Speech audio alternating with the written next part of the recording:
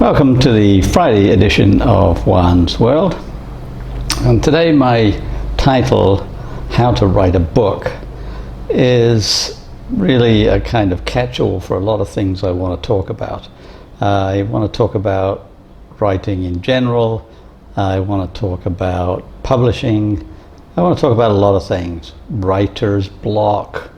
And starting with something that's been amusing me recently, because I've been doing a lot of writing and editing, and one of my editors wrote to me very recently and said, "You write frighteningly fast." I used the word frighteningly. He said, "You write a chapter faster than I can read your emails." Well, let's talk about what that's all about.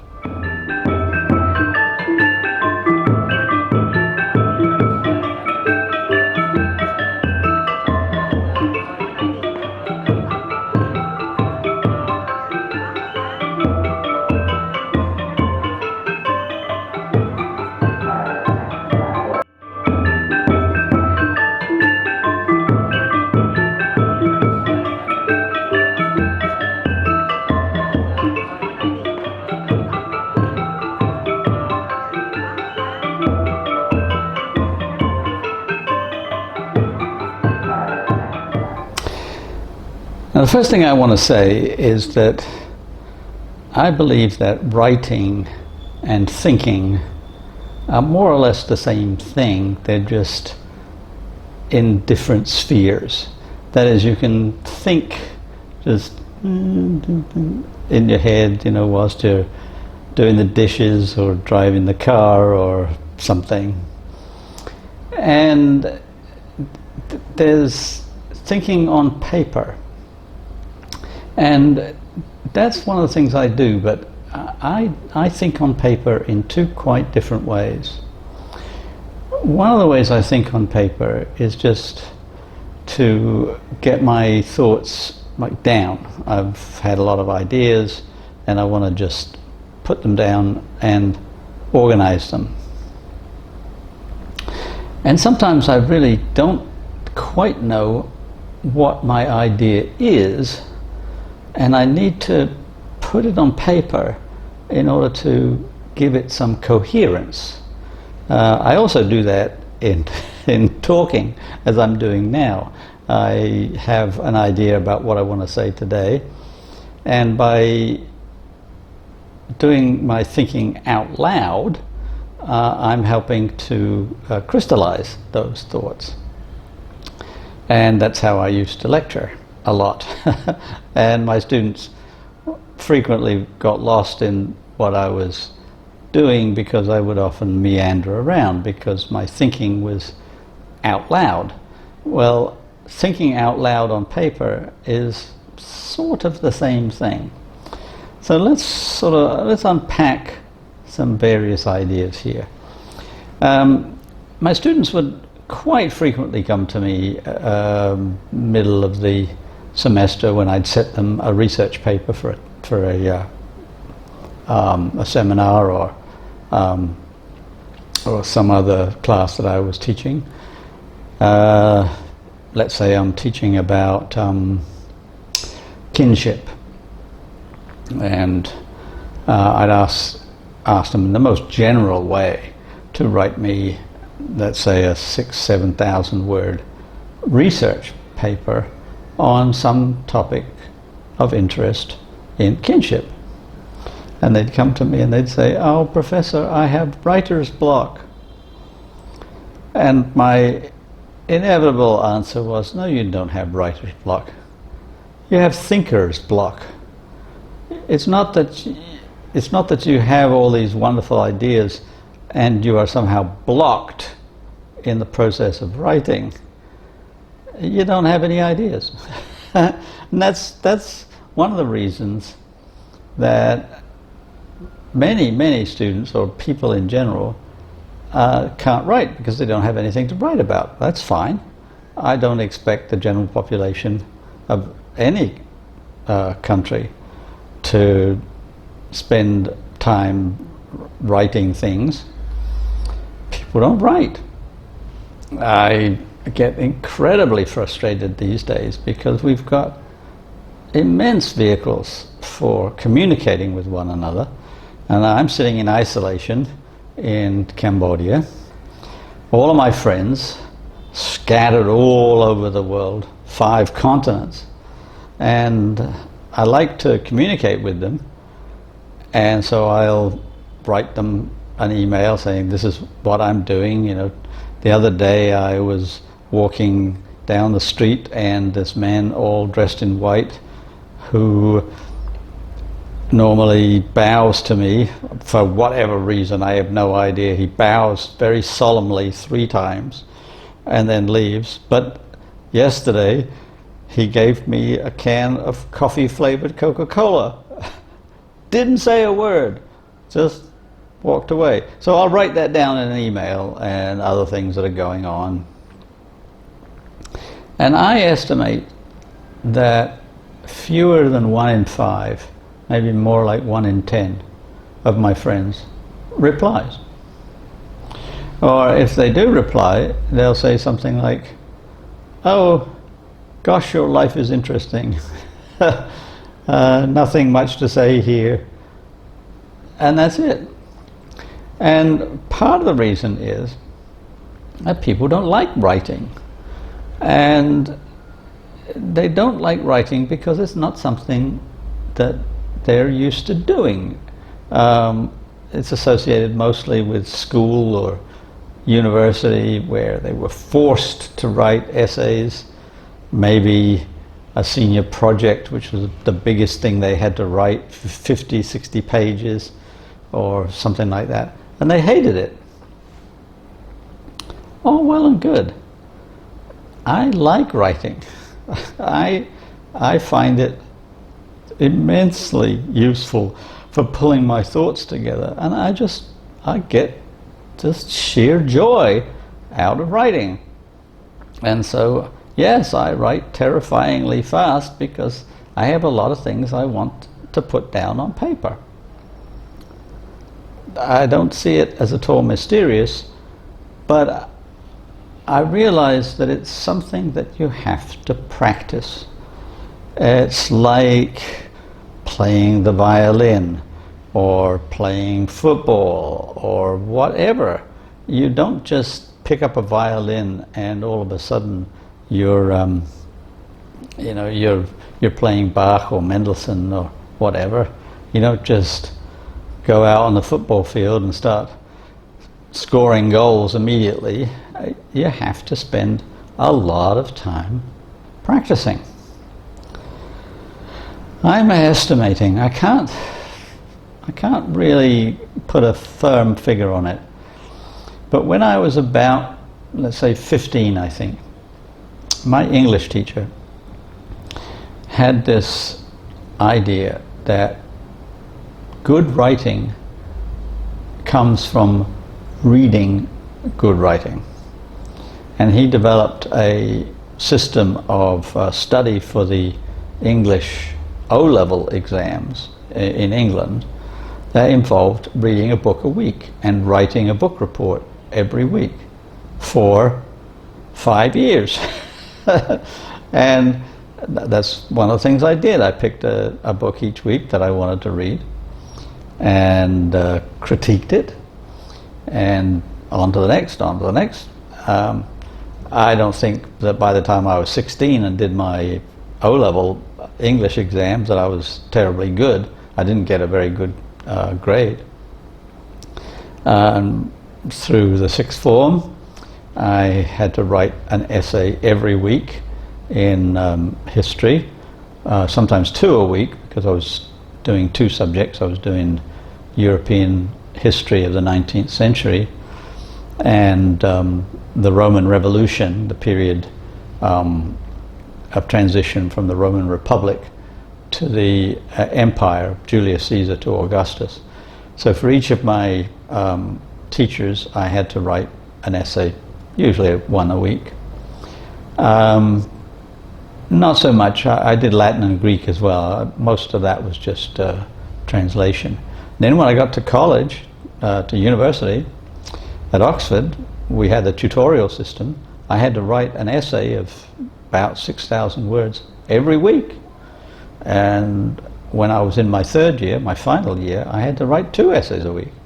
And my final exams were 3 hours long, 3 essays each. That's an hour per essay. 13 exams, so 39 essays. Oh, well, it wasn't quite that because I had some translation exams and whatnot, but certainly 20, 25 essays in a week out of my head.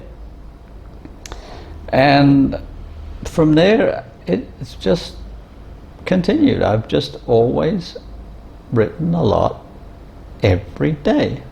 I estimate that from, let's say, the age of about 16 or 17 until now, so talking 50 plus years, I've written on average no less than 1,000 words a day, every day.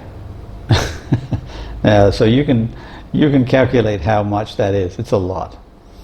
And that's what it takes. You have to just keep doing it.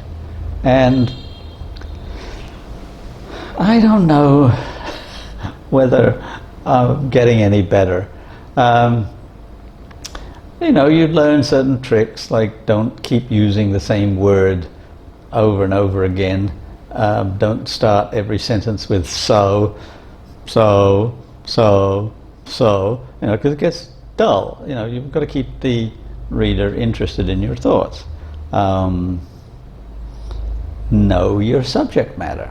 Now, those are all things that are essential components of being a writer, I guess. I don't think of myself as a writer so much as an anthropologist slash historian. You know, I think of the profession of writer as being closer to somebody who writes fiction. And I've never been very good at that. I've got an idea about writing a book of fiction, semi-autobiographical fiction at some point, but haven't got to that yet because that's a different kind of thinking, and it's not a kind of thinking that I'm used to.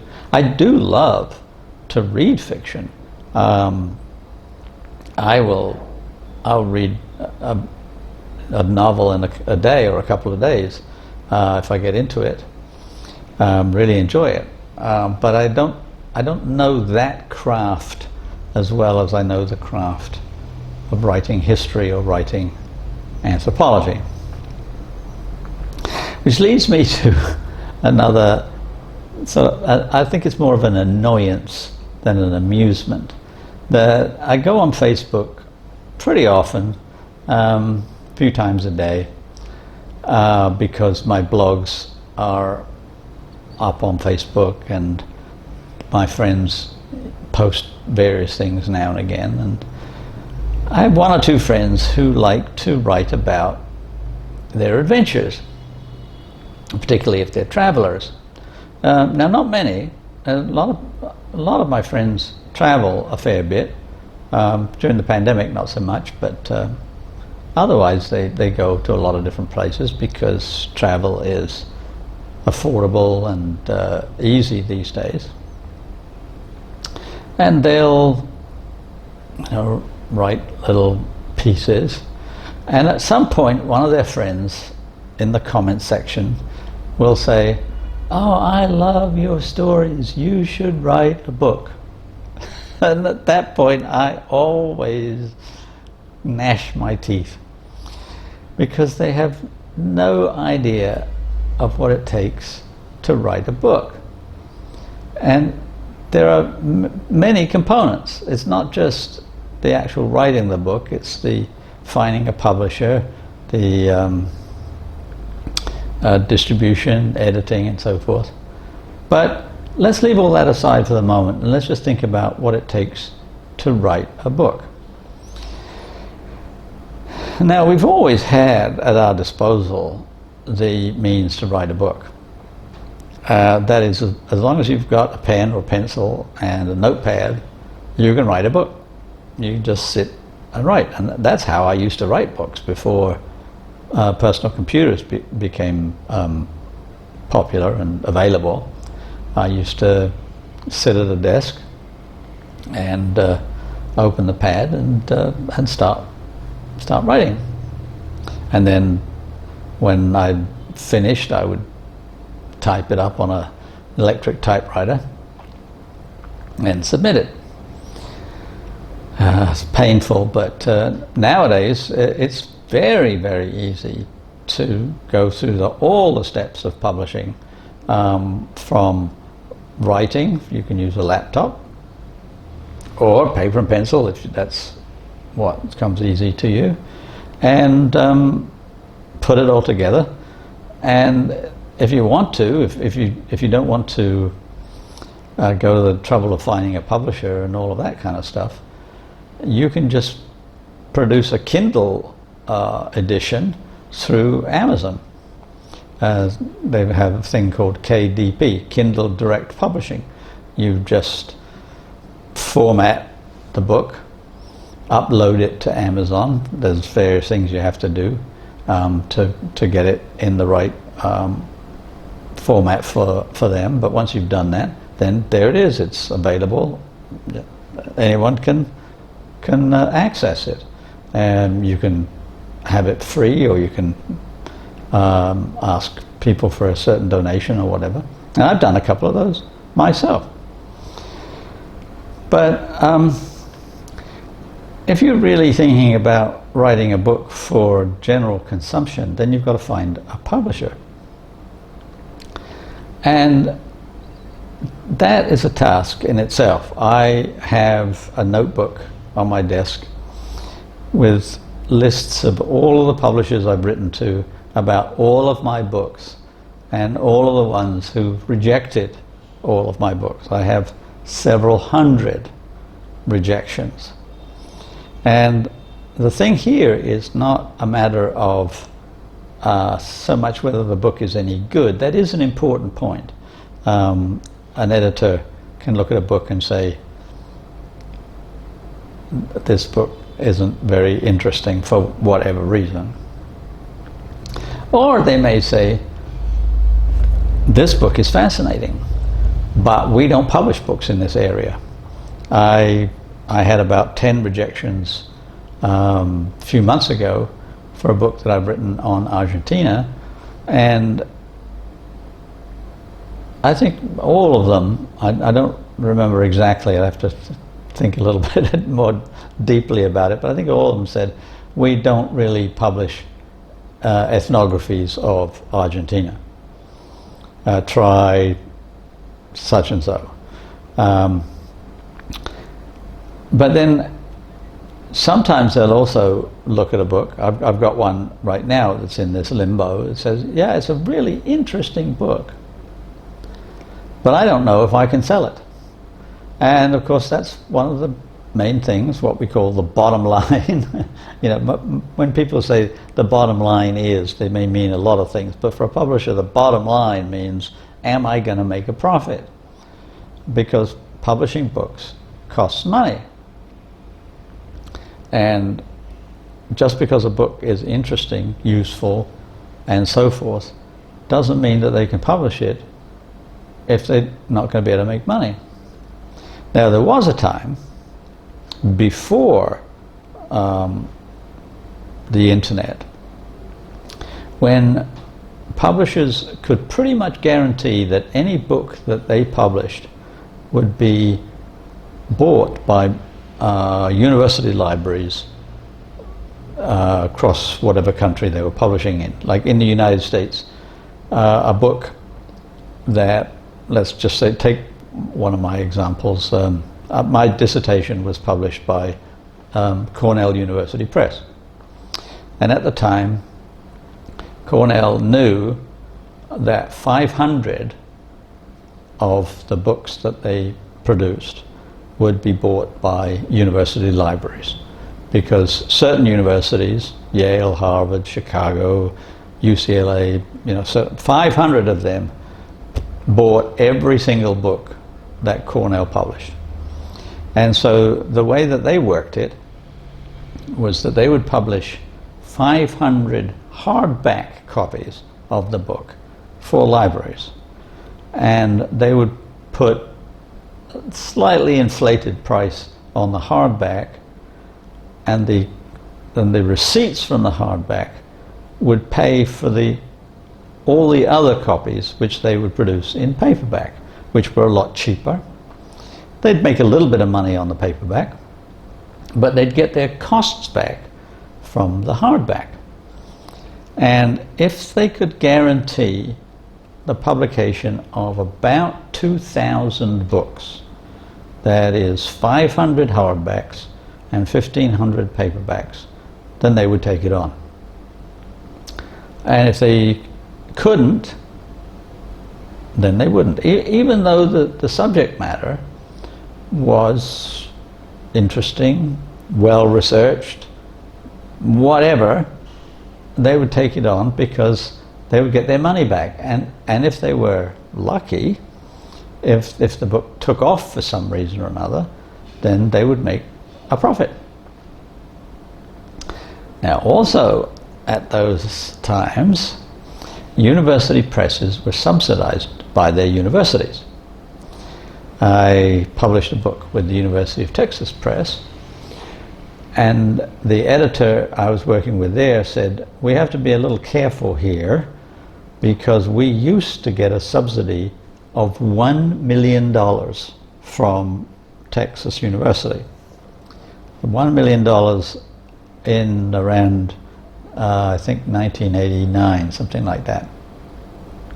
But with the advent of personal computers and later the internet, the universities, cutting costs, said, okay, you're now on your own.